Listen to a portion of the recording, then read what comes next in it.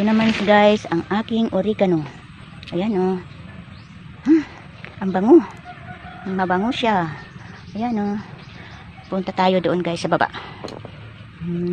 Ito naman ang aking ibang variety ng aking bilinghoy. Ilang puno na lang siya kasi naubos-ubos ko na siya kakukuha ng aming niluluto at ginagawang suman. At ito naman guys, tinataniman ko na siya ng bilinghoy ulit. Ito yung tinataniman ko ng aking kamuti.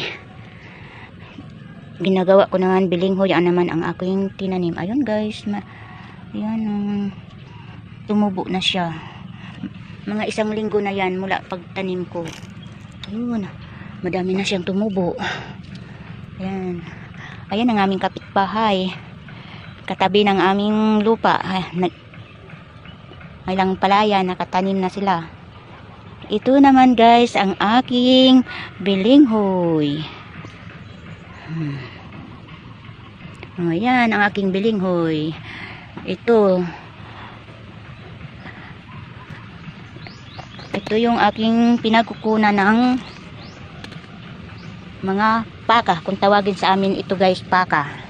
Dito ako kumuha ng aking tinatanim doon sa aking bagong ito. Pero isang linya lang guys. Hindi ko siya inano kasi maiiba ang texture ng luto niya pag sinasaing mo.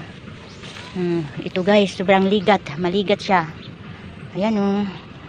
Ayan. Ano tayo guys eh? May bakod. Ayan guys.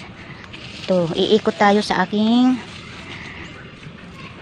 garden. Ito ang tanim guys ng aking mini farm. Oh. Ayan oh.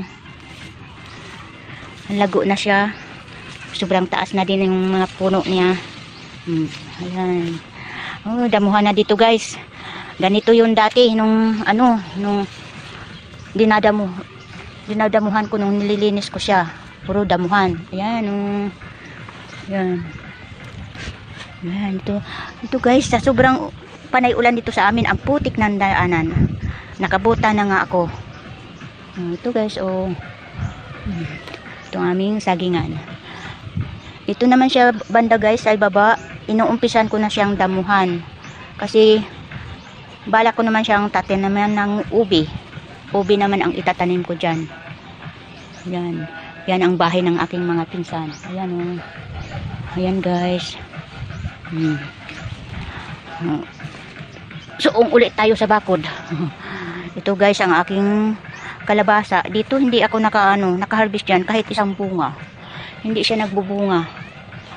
Kasi nasa ilalim. Ayaw yata niya sa ilalim.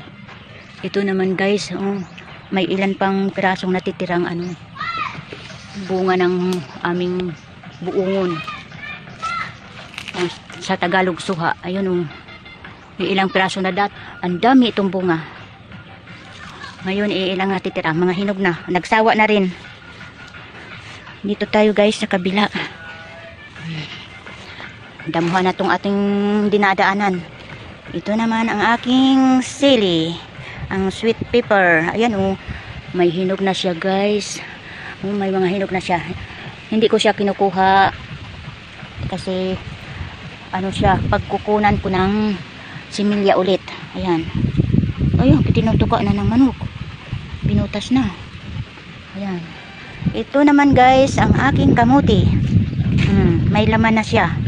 Kaso di ko siya makukuha na ng laman kasi panay ulan, nagtutubig dyan sa gitna.